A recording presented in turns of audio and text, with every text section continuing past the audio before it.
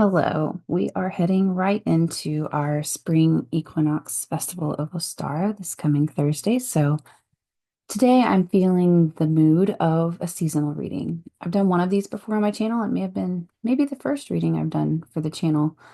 And I'm going to have a collection of seasonal readings. And the way that I had sort of derived my interest in this kind of reading came from learning that each of the hexagrams is attributed to a season.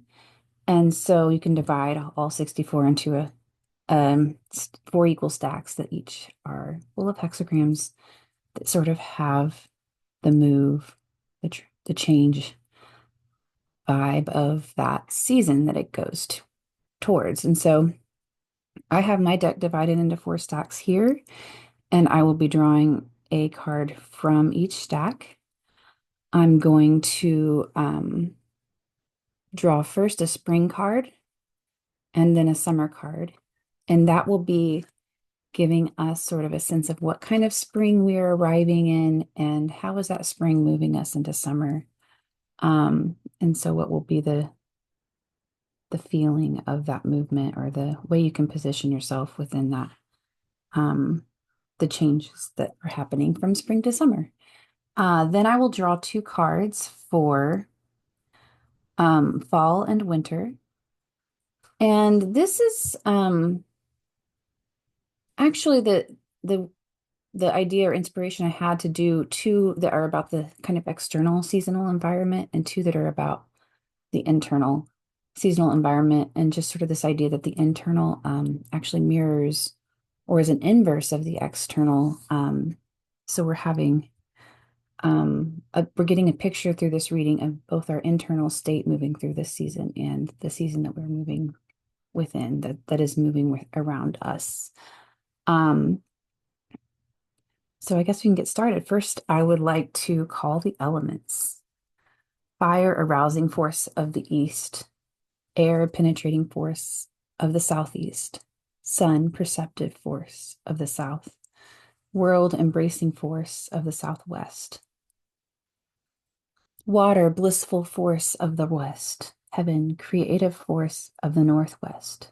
Moon, abyssal force of the north. And earth, steady force of the northeast. We invite you, Spirit of the Elements, to give us a reading that helps us position ourselves in our everyday today. Okay, first, I'm going to go ahead and turn my computer down for this part so you can see the cards. This is our spring stack.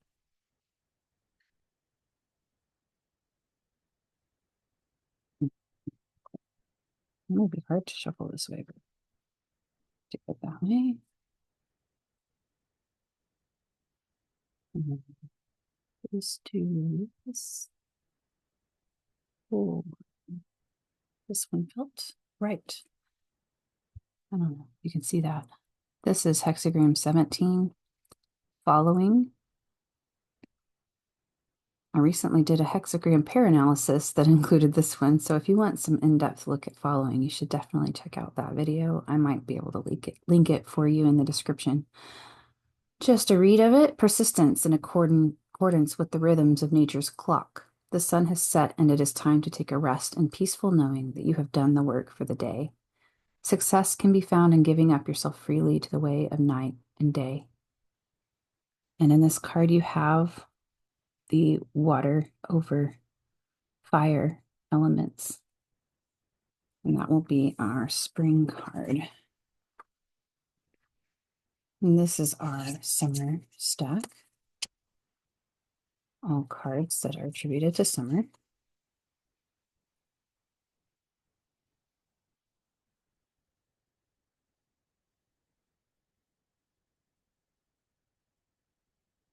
Too small to do the shuffle. Just looking and just feeling. I really felt over here. Oh, goodness. Okay. This is 42 gaining. It's advantageous to cross the river. The river is raging. You must cross boldly. You are seeing what needs to be done, both the good and the wrongs to be righted. If you see an opportunity, take it. You can't go wrong. Likewise, if you don't act, you won't gain. And this one is air over fire. So we have fire continuing to be, this light is not serving me well. Hold on. Maybe it will help this way. Fire continuing to be the bottom hexagram in both of these. And so the only changing lines are in the top part of the hexagrams. We have here line 4 and line 6 are changing in this set. And this water element is transforming into the air element. If we think about maybe how air helps to balance water, and then how both water and air interact differently with fire. Air feeds fire. It is a fuel. Water cools or extinguishes fire. And so we have a place of cooling moving into a place of it's like a rest, right? This is a retirement, and this is like working over here. We are crossing the Great River, which is the literal, not literal, metaphorical phrase used in the I Ching for the great work. It's the journey we make for the great hunt, right? Is to cross that river. And so that's sort of the vibe we have of spring going into summer. I foresee a lot of forward momentum. That's sort of the movement I perceive, and a sort of strength right up against this sort of wind, right? This boat is crossing against the wind, or the wind is crossing, trying to keep you from going straight, right? It's an interesting thought. Let's see what we have going on internally, and then we'll do maybe some further analysis on the overall for these. So here we have our fall cards.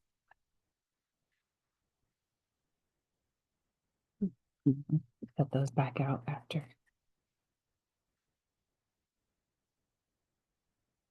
Oh, seems like maybe that's the one. Oof. Okay, so fall we have hexagram 44 encounters. There's a lot of air going on inside us, right? A tumultuous encounter between forces both primitive and divine. You must be feeling strongly, you may be feeling strongly attracted to an idea that is not helpful. When one's thinking begins twisting the truth, destruction is inevitable. Amidst the rubble, search yourself. Find a creative strength that can only emerge when you tear down walls, face your shadows, and address them. So in this one, air is below and heaven is above. And we get two airy elements kind of creating this cyclone, right? That can be a little disorienting. There's the celestial or divine air force, kind of all mixed up into this terrestrial sort of little air, manly, earthly air, right? And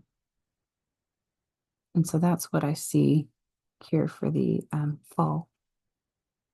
One more card, and then we can kind of do some big picture contemplating on what this brings us.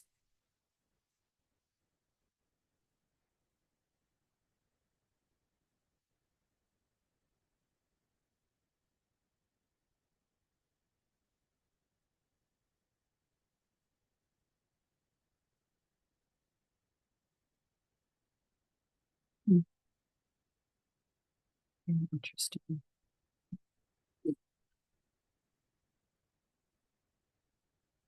Too passive. The world is big enough to hold it all. There is success in embracing whatever may come, following and flowing with those who have proven to be trustworthy and virtuous. The terrain is dynamic and unfamiliar. It is important to be open and receptive to the unexpected. Go when the going is easy. Flow when the going is tough. Following is more beneficial than leading, but follow wisely. The wise will know when the time for passivity is here or is no more.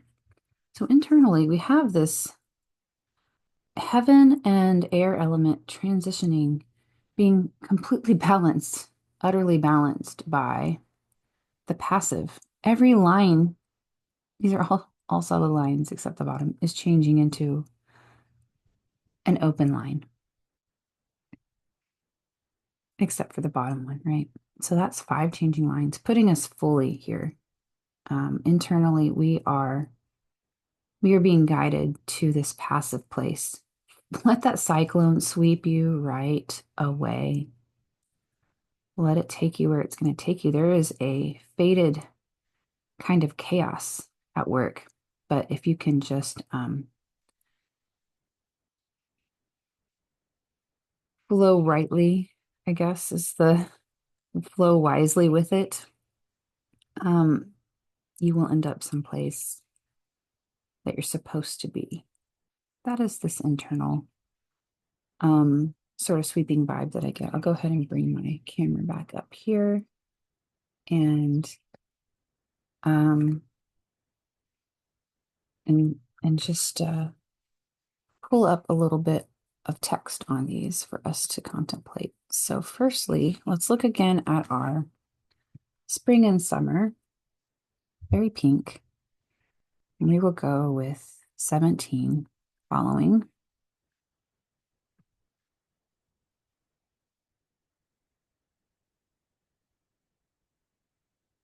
The advice I've read recently. So it's kind of, thus do superior people go inside and rest when the sun goes down.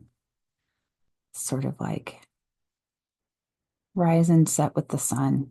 Just let your days, the natural course of your day, determine your work.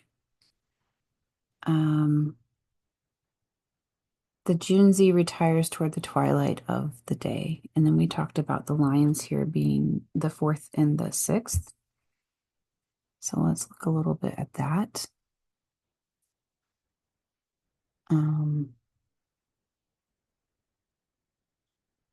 Something I just recall my recent analysis, though I do recommend you go watch the video, is that following, choosing what to follow, or blindly following, that awareness about how we follow can become either a healing or a corrupting or poisoning sort of activity of like many things. There's 2 sides to that. And so if you follow without an awareness of what you're following, it can become something that poisons you. If it turns out by fortune or miss luck or whatever it is, can be unhelpful. Let's see what the 4th line says. Ooh, following someone with an ulterior motive. Persisting in this course would bring misfortune. But if, as he goes his way, he makes sincerity his beacon, what harm can come to him? That is an interesting one. What worked previously is no longer appropriate. A new strategy is called for. That, since let sincerity be your guide instead of whatever you were following, right? Others have had what was the word used here? Ulterior motives, misaligned motives, ill motives. I'm going to look at one more for line 4. Following to hunt and catch, which really does harken to this one it's transitioning into. Someone, let's see, connect to the spirits and locate yourself in the way. Use what you are given and your understanding will be brightened.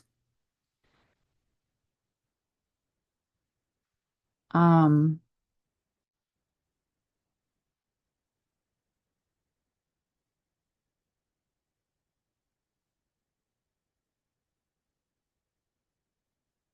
just doing a little reading.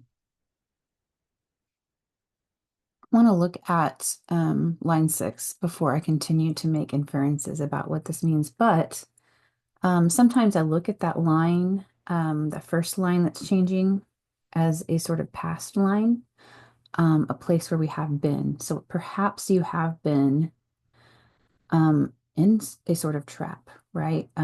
Entrapped by something that had motives that were not benefiting you, that were really centered on themselves, but you were sort of following this person or this idea or this concept. Um, and you may have been sincere. This talks about sincerity here, in your motives following this idea. Um, and learned quickly that that was not matched. That sincerity was not matched in the same way. So you have now become aware of this following aspect. You're questioning it. And so we're moving into line 6. And line 6 says, it's about union in the psyche. The king offers the Western mountain. Deeply involved with one's fellows, one tries to continue. Obtaining the people's allegiance, and followers are clinging to him. During the time he spent on the mountain, the king made a sacrifice. Interesting. So the mountain is often comes up in the I Ching. Aside from being one of the elements, it also comes up as sort of this the peak of the, it's very much like Moses goes to the mountain and receives the Ten Commandments. It's a right in order to receive a message from the heavens. And so it seems that in your current place, you have been receiving some divine intuition. You have been gaining that awareness or that insight that you're not quite on the right path, you're not quite following the right thing yet. And there will need to be a sacrifice. This is your present line. There will need to be a devotion in order for you to reunify with the divine path, right? That message, a kind of surrender of your ego or of what you've been clinging on to, that will need to kind of be set aside for the rest of your journey.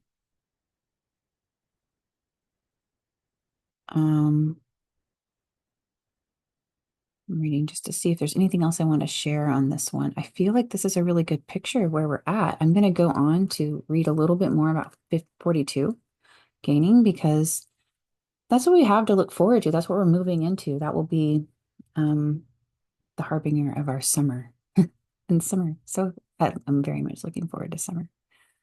So this one has a few different names that it goes by. I find that reading the names is really sometimes gives me almost all of the message I need, especially when I'm looking at a future one, because I don't read a bunch. The symbol of gain, augmenting, help from above, a benefit or an advantage, um, expansion. It will be advantageous to cross the great river. Advantage in every movement. Favorable to have a goal or a destination. It says here that the Junzi uses possessing.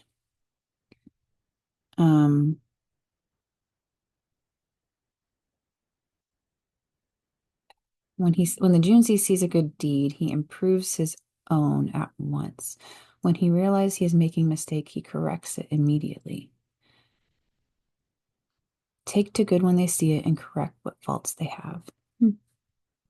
This is a spiritual rite of passage. I feel like it's written all over this. That is what is happening this spring, summer for you. Let's look a little more on these internal ones. Whoa, here we go. So because we have all lines changing here except the bottom. We're just going to read the first line of passive, and that's going to be our main message. I don't want to read a lot of 44. I will read briefly the titles and perhaps a little bit of the description, but we're fully here. So in 44, this is encounters. It's also sometimes called the coming or the symbol of meeting, intercourse, coupling, infiltration by the inferior. Sometimes this one is related very closely to a kind of adultery, or this one broken line here is she's sometimes called like this, oh, the woman who has seduced five men, right? And she's called the hen who crows at dawn. She's very out of her place, right? But there's other ways of looking at this one. It's also associated with this temptation or magnetism or just a strong um, gravity of or pulling. Let's read. I told you I wasn't going to read, but here I am. So, go, coupling, is the appearance of the fate announced by oracular message, an oracular message. Let me say that clearly. The possession of the royal bride appearing at the borders on her journey to the sacred marriage with the king that will renew the time. It portrays a strong woman, a queen, or a ruler who distributes fates. She symbolizes the return of feminine power. Whoa, of desire, joy, beauty, the ability to manifest and take pleasure in life.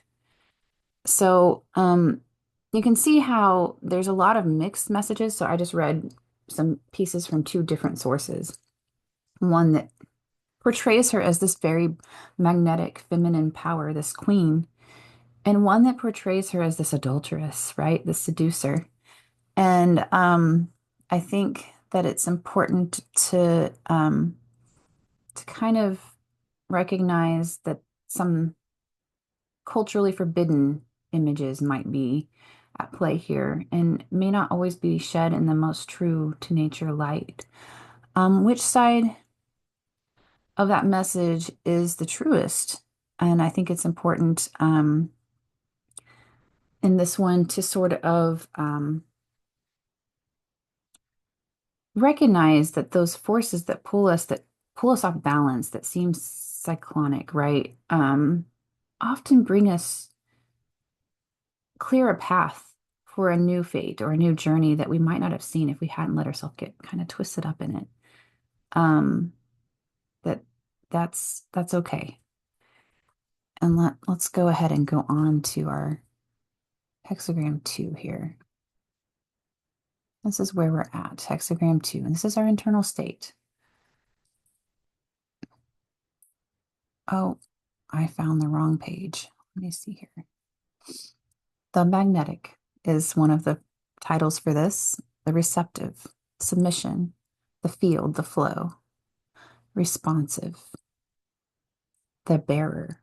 Love the idea of the bearer for the feminine, bearing children, but like bearing burdens. It's something that is a wisdom that comes with the passive feminine side. And sometimes it's not a wisdom. So here we have when the Junzi is going to undertake a task, he will lose his direction if he leads, and he will find guidance if he follows. There's the word follow, following. This will be advantageous. If he goes south or west, he will win friends. If he goes north or east, he will lose them. If he can be content and single-hearted, he will have good fortune. Let's see what else we have.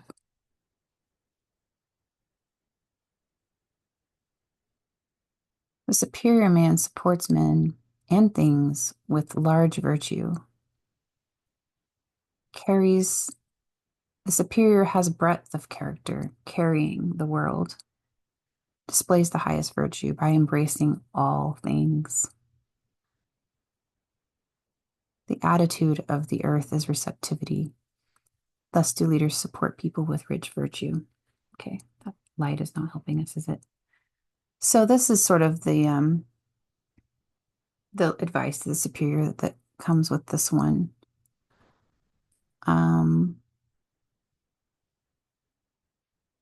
Line 1, which is our only changing line, it's central. We'll go back over here. This is the one.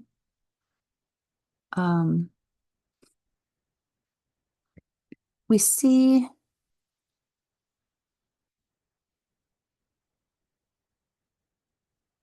hoarfrost, Hoar, underfoot, and it foretells us of solid ice to come. As you walk on the frost, hard ice shows up. Treading on frost signals the arrival of solid ice. That's an interesting line reading. I don't know if I've ever paid attention to this one in this way before. It's like I'm reading it the first time, even though I know I've read it before.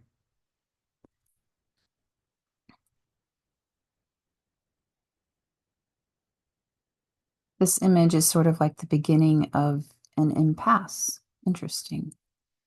Let's read over here.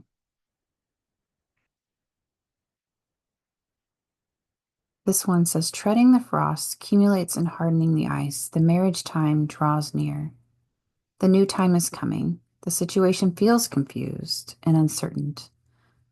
But do not try to dominate things or act on impulse. Yield, give way, and restore the peace. This is a time to part from the past. Do not try to push. Do not just change your face. Take in the lessons, be open, and provide. I'm just really trying to take in that image of the frost changing to ice. To some extent, it sounds like there's this message of like something solidifying, going from partially solid to fully solid. And in one of these, some of these commentaries, that's like an impasse. It's called an impasse, which sounds like an obstruction.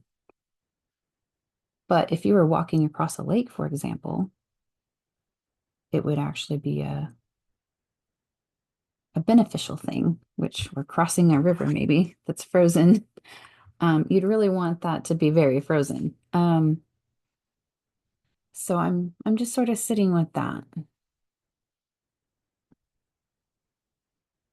Preparing for a coming change.